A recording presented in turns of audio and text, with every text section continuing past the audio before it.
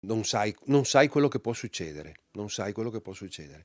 E d'altronde noi non siamo neanche nella condizione di difenderci. Un posacenere che Veritas ha dato in dotazione ai locali, una colonnina con un basamento in cemento usata come ariete per sfondare il vetro anti-infrangimento della vetrina dello storico negozio Santi in Calle delle Bande a San Rio, a 2 passi da Rialto.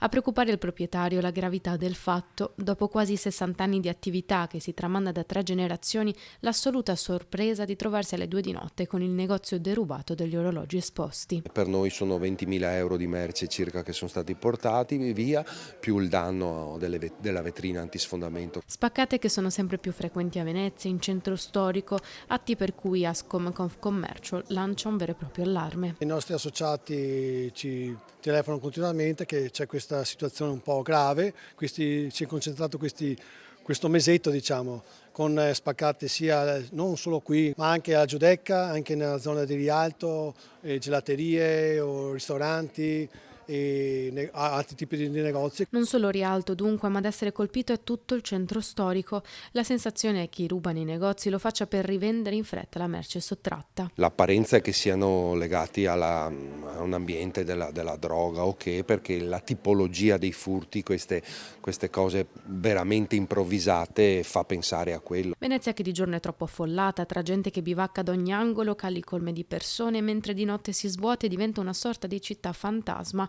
dove anche chi delinque riesce a muoversi a piede libero. Maggiori controlli, specialmente nelle zone notturne, sì, nei tempi notturni, di notte così, o dei presidi fissi in centro, trovare una soluzione, ecco, perché qua si aggrava la situazione. Sono situazioni terribili queste, che ti fanno star male. Non ho ancora metabolizzato il danno economico, ma è molto peggio questa sensazione di insicurezza che viviamo ogni giorno.